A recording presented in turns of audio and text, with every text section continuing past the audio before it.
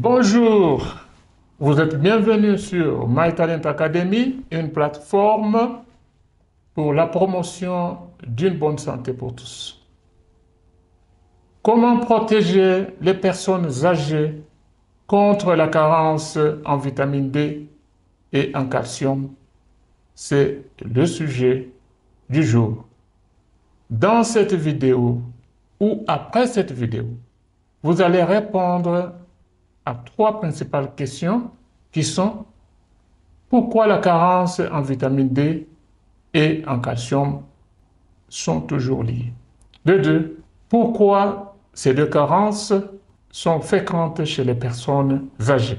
Et la troisième question et la dernière, comment réduire, éviter si possible, ou comment protéger les personnes âgées contre ces deux carences qui sont liées? Et restez avec nous pour la suite. D'abord, faisons une petite révision en biologie. Le corps humain a besoin de deux types de nutriments: les macronutriments et les micronutriments. Les macronutriments sont les sucres, les protéines et les huiles. Le corps en a besoin en grande quantité. Les micronutriments sont les vitamines et les sels minéraux. Le corps en a besoin en petite quantité. Le tableau ici présent vous présente les nutriments du corps. Ne vous en faites pas, vous n'avez pas besoin de les mémoriser, mais pour vous aider à vous en rappeler, voici un diagramme où nous avons placé les sucres, les protéines et les huiles sous les macronutriments et les vitamines et les sels minéraux sous les micronutriments. Aujourd'hui, notre focus est sur deux micronutriments, dont la vitamine D et le calcium. Parlons un peu des vitamines. Qu'appelle-t-on vitamines? Les vitamines sont des substances chimiques, ou bien mieux, des éléments nutritifs dont le corps a besoin pour grandir, se reproduire et rester en bonne santé. Les scientifiques ont identifié 13 différentes vitamines qui sont nommées avec des lettres de l'alphabet A, B, C, D, E et K. Dans le groupe des vitamines nommées B, nous avons ce qu'on appelle un complexe de 8 différentes vitamines. Donc, au total, nous avons 8 vitamines du groupe B, plus le groupe A, C, D, E et K. De toutes ces vitamines, seulement 2 sont fabriquées par le corps. Il s'agit de la vitamine D et de la vitamine K. Aujourd'hui, nous allons parler de la vitamine D. Que savons-nous des minéraux? Les sels minéraux sont aussi des substances, mais cette fois-ci des substances inorganiques, c'est-à-dire des substances qui n'ont pas dans leur composition de l'oxygène, de l'azote, d'hydrogène. Limitons-nous là-bas. Ces substances sont essentielles pour le bon fonctionnement du corps et la protection de ce corps contre certaines maladies. Maintenant que nous connaissons les vitamines, nous connaissons les sels minéraux. D'ailleurs, toujours en parlant de sels minéraux, il y en a à peu près une douzaine qui sont présents dans le corps, qui sont très importants dans le corps, mais je m'en vais citer les plus importants qui sont le calcium, le fer et le zinc. Maintenant que nous connaissons les vitamines, nous connaissons les sels minéraux, répondons maintenant à cette question. Quelles sont les causes de la carence en vitamine D? Il y en a 4 principales. La première cause, c'est le manque d'exposition au soleil.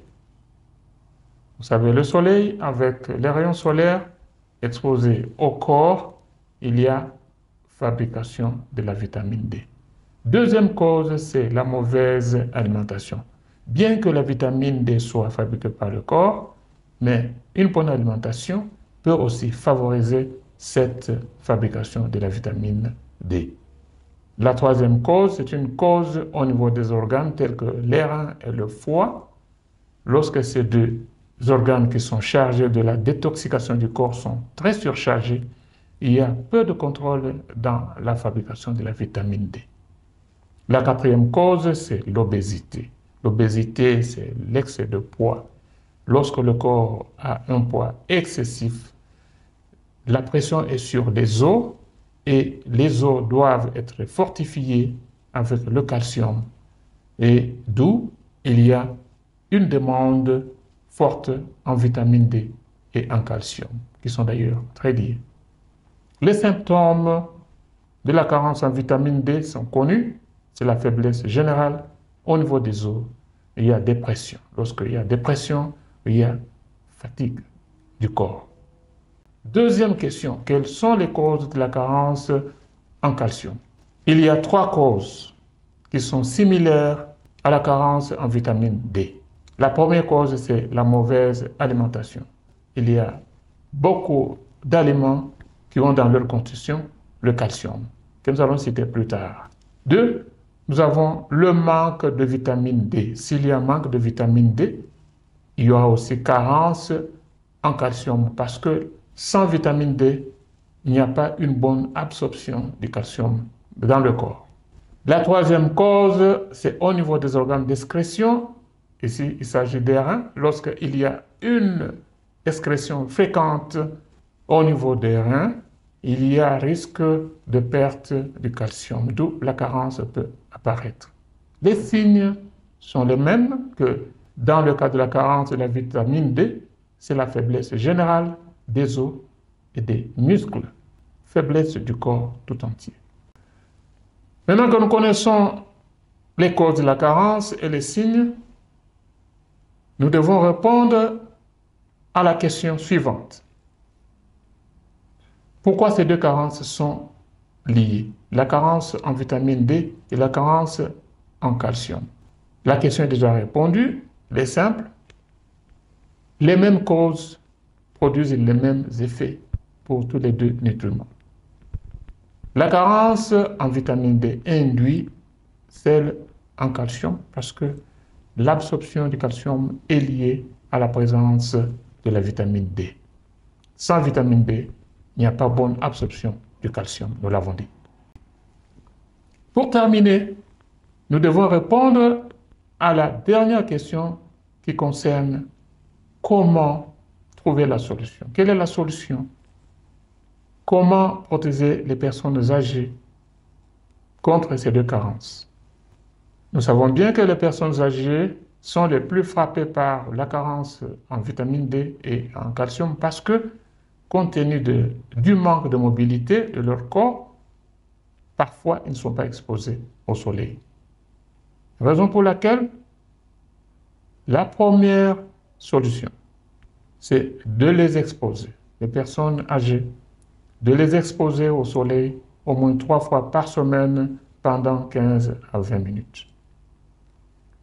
La deuxième solution, c'est de leur offrir une bonne alimentation, c'est-à-dire une alimentation avec de poissons tels que les sardines qui ont des arêtes et lorsque brisent ces arêtes, le corps en profite également parce que ces arêtes sont composées de calcium.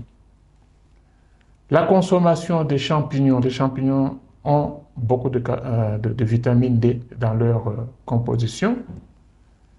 La consommation des produits laitiers, qui est aussi à être utilisée avec beaucoup de précautions parce que avec l'âge, les produits laitiers ne sont pas bien recommandés, mais ils peuvent être utilisés avec quelques cautions. Et nous avons aussi les céréales fortifiées avec la vitamine D, qui peuvent aussi jouer un grand rôle.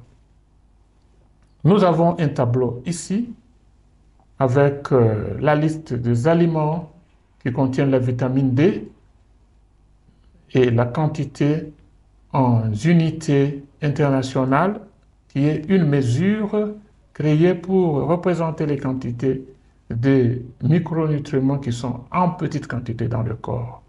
Par exemple, les sardines, environ 100 ml, s'il s'agit d'une purée de poisson qui représente 450 unités internationales, le saumon 600 unités internationales, 100 000 litres de maquereau, également 540. Donc les poissons tiennent la tête. Nous avons les champignons qui suivent, une tasse avec 100 unités internationales. Nous avons des céréales fortifiées, bien sûr, avec 100 unités internationales. Il faudra consulter les écrits sur enveloppes. Les produits laitiers, une tasse également 100 unités internationales.